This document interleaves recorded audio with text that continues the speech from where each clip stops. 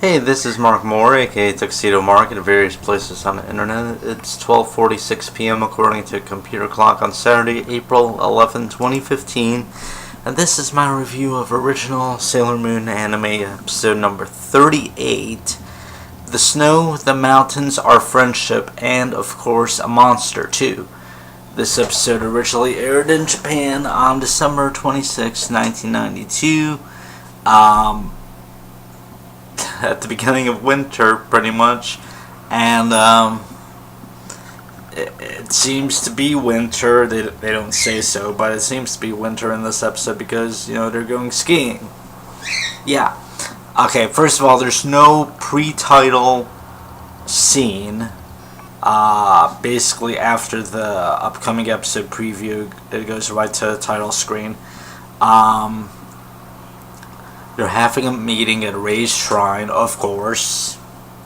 Ray's Shrine's that's basically the default meeting place for the Guardians at this point.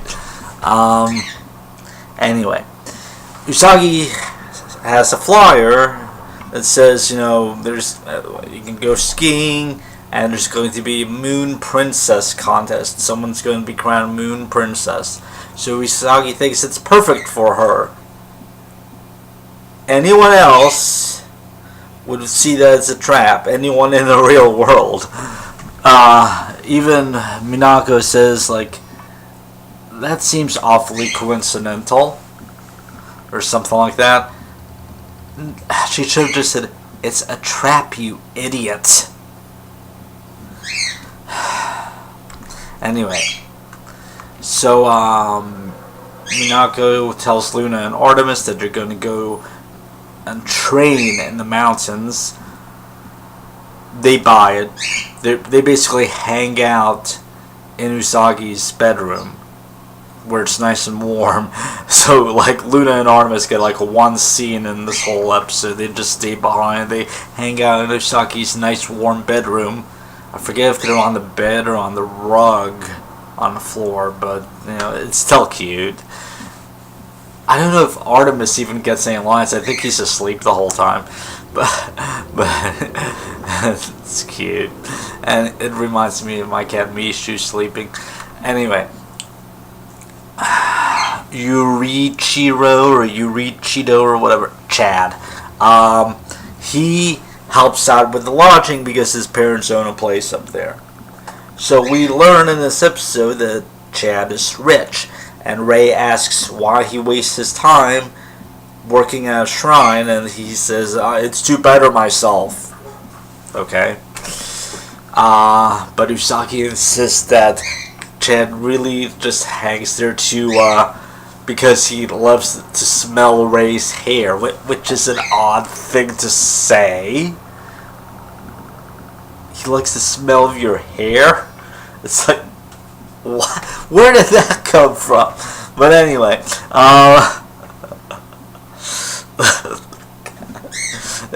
it really is a really odd thing to say, but that's Usagi, I guess. So there's plenty of snow-related fun, especially with Ray trying to climb out of the pit or chasm that she and Usagi are trapped in. She keeps falling down, and the snow keeps falling on top of her. It's pretty funny. Usagi takes out her star locket, and she listens to music, and she tells Ray that whenever she's sad, she listens to it, and it makes things feel a little better.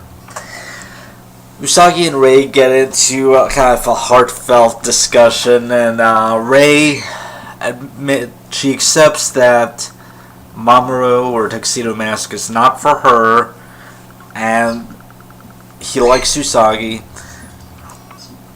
Okay, so after a while, Usagi realizes they could use Ray's Fire Soul attack to get out of there. But Ray has to argue, and she's like, why didn't you think of that sooner? But anyway, before they're able to transform, Ray's in the middle of the transformation phase, Chad shows up and interrupts. He had created some kind of passage to get in there. Anyway, then the monster shows up and accuses Ray of being Sailor Moon, and Ray's all flattered. The woman who's the ski instructor that has been, turned by the Dark Kingdom, she says, based on body and stuff like that, that Ray must be the Moon Princess or Sailor Moon or whatever. Ray does not look like Usagi. So why is she calling attention to Ray's body as proof? Seriously.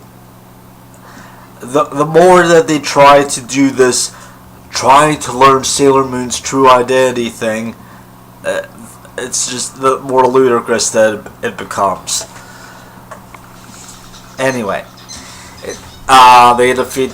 Well, they turn the monster back into a ski instructor. Chad had passed out. He was frozen, so Ray doesn't seem to show much concern for him, and they transform, and Tuxedo Mask shows up. First he tells the monster to, he puts her off on the sidelines, and he wants to fight Sailor Moon and Sailor Mars himself by throwing a rose. But then he misses, and he's like, I won't miss with the next one. But Ray talks to Tuxedo Mask, and the rose turns from black to red, and he seems to regain some of his memories a bit. So he even stops the monster when it comes out to attack again. But he doesn't change completely back. He's still on the Dark Kingdom side, and he decides to leave them for now. It's interesting that Ami, Mako, and Minako are sidelined in this episode. It's just an Usagi and Ray episode. They didn't get in on the fight at all. They didn't transform or nothing.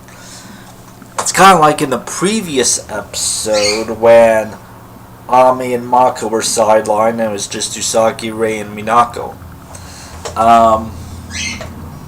But yeah, I guess various pairings need a chance to shine, so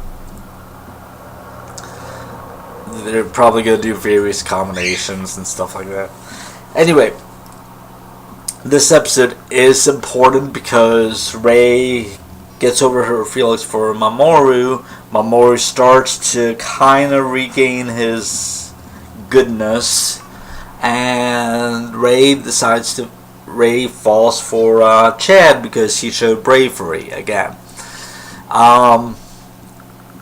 It's weird at the end of the episode when Usagi mentions that she and Ray had a heart-to-heart talk that got them closer together. Ray refuses to admit it. She's like, yeah, us friends when pigs fly or something like that. What's her problem? Seriously. But anyway, good episode. It is important. And yeah, that's it. It's 12:55 p.m. and thanks for watching.